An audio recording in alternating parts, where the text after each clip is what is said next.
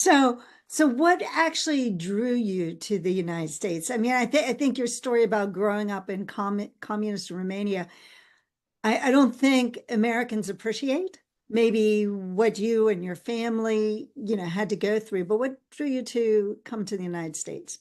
I loved foreign cultures to begin with. And it just so happened that American church planted, that's the term for it, planted a church in my hometown in Romania. Okay. And I was interpreting for the American missionaries. So that's how I got here. They sponsored my visa, and I came to the States 20 years ago.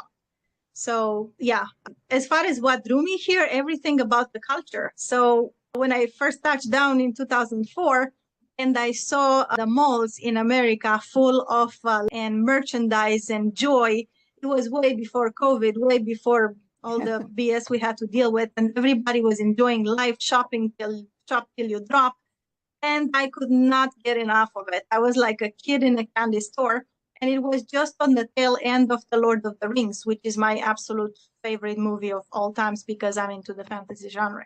It's my favorite.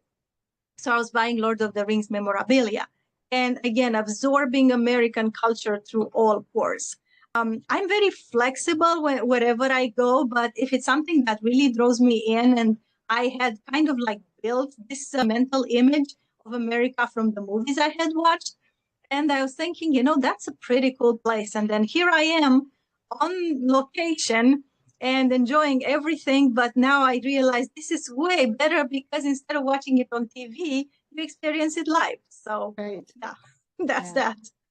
So let's get into your business, your entrepreneurial skills. Who do you reach out to? So lately, I've been focusing on businesses, nonprofit organizations, and educational institutions because I created a program called the Higher Dimensions of Diversity, Equity, and Inclusion that goes beyond the scope of the diversity training that is normally offered in corporate America, if it's offered at all. And now we are on this cusp of a major shift because people felt a bit oppressed of the imposition of DEI and diversity in general. And they tend to equate diversity with just racial diversity. And when you're part of the privileged majority, you don't want to have much to do with the minoritas group. Now, I must say this is a narrow perspective, and I would like to clarify that because diversity does not mean only racial diversity. So between imposed DEI and willful and equity, there is a transition happening now. Some businesses will completely shy away from the diversity program, but it's not to say that diversity is gone or is dead and done for.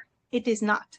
We just need to understand that there's a shift coming up, and there's a lot more to do with getting people on board with what diversity is and what it isn't, as opposed to just racial diversity.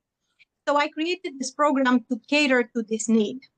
When you get, and I was privileged enough to work in an organization that really lived and breathed diversity, left, right, center, everywhere, up to the top, the very top leadership team.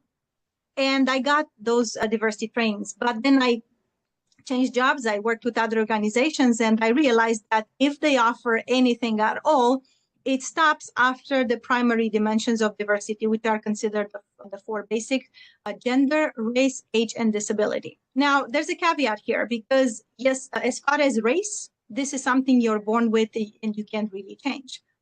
Gender, though, has become transient because of progress of science and medicine. You can change your gender if this is the conclusion you come to. Disability, it's also a relative notion that I would not place it in primary. Primary means you were born with and you cannot change them. And like I said, only age and ethnicity and race are two that will not change because, that's chronology and aging. But gender and these are, think about it, somebody could be born with a form of autism, for example, but certain forms of autism could be healed. So it's not a permanent disability. Or somebody else with imperfect health and condition ends up on a battlefield, and loses a limb or something and becomes, so this is a relative notion.